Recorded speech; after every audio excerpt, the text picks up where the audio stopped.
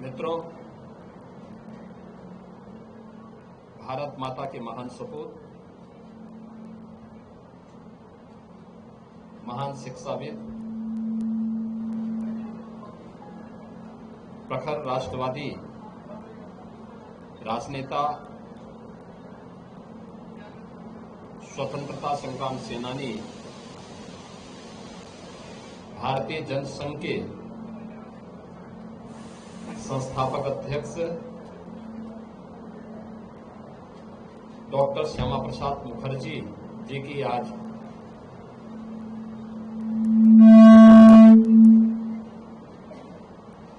125वीं पावन जयंती है। इस अवसर पर डॉक्टर श्यामा प्रसाद मुखर्जी जी की पावन स्मृतियों को नमन करते हुए उत्तर प्रदेश सरकार और प्रदेशवासियों की ओर से मैं उनके श्री चरणों में विनम्र श्रद्धांजलि अर्पित करता हूं। डॉक्टर श्यामा प्रसाद मुखर्जी 6 जुलाई 1901 को उनका जन्म होता है। मात्र 33 वर्ष की उम्र में कोलकाता विश्वविद्यालय के सबसे युवा कुलपति के रूप में उन्होंने अपनी सेवाएं दी। वे एक प्रखर वक्ता थे, स्वतंत्रता संग्राम सेनानी थे, महान शिक्षाविद थे।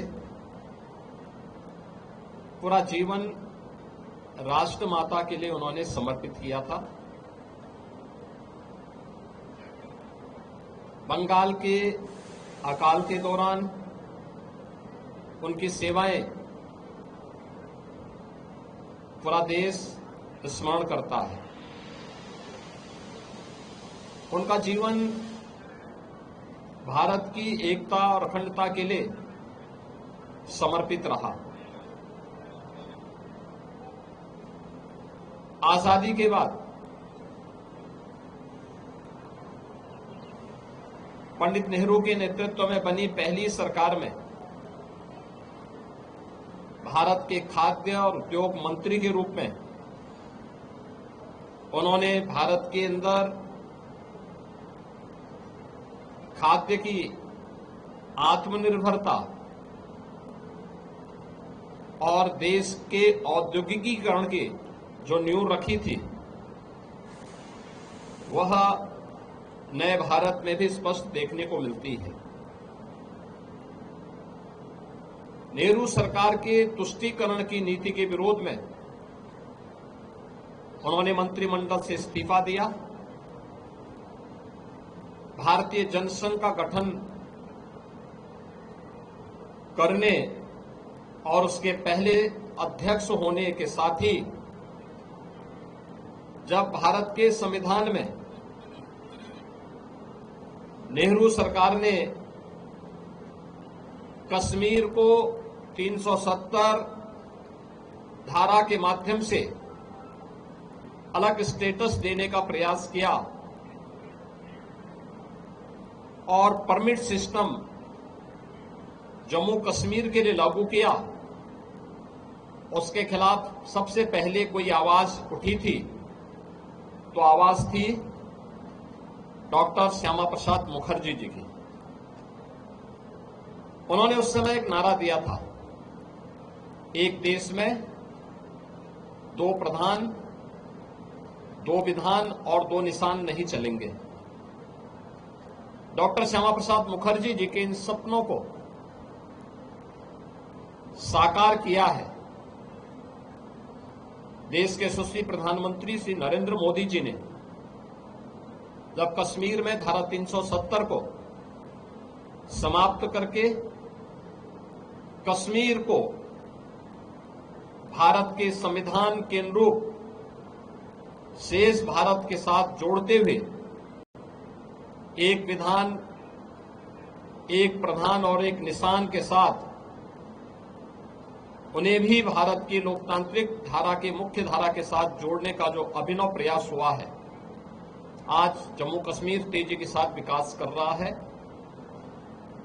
यह डॉक्टर श्यामा प्रसाद मुखर्जी के संकल्पों की विजय है, जो प्रधानमंत्री मोदी जी के नेतृत्व में संभव हो पाया।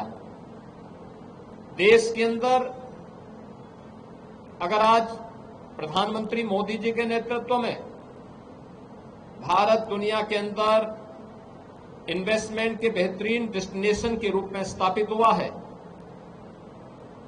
औद्योगिकीकरण की इस नींव को आजाद भारत में डॉक्टर श्यामा प्रसाद मुखर्जी जी ने प्रारंभ किया था और आज उसका एक बहुत बृहद स्वरूप देश के अंदर हमें देखने को मिल रहा है। देश की खाद्यान्न नीति कैसे होनी चाहिए और खाद्यान्न आत्मनिर्भरता के लक्ष्य को कैसे प्राप्त किया जा सकता है, यह भी आज हम सबको देखने को मिलता है कि जब दुनिया के अंदर इस सदी की सबसे बड़ी महामारी के दौरान पूरी दुनिया पस्त थी कोविड-19 के सामने, तब भारत अपने यहां 80 करोड़ लोगों को फ्री में राशन की सुविधा का लाभ प्रदान कर रही थी। यह सुविधा आज भी देशवासियों को प्रधानमंत्री मोदी जी की ओर से दिया जाने वाला एक उपहार है। ये जब जितने भी संकल्प पूरे होते दिखाई दे रहे हैं, ये सभी संकल्प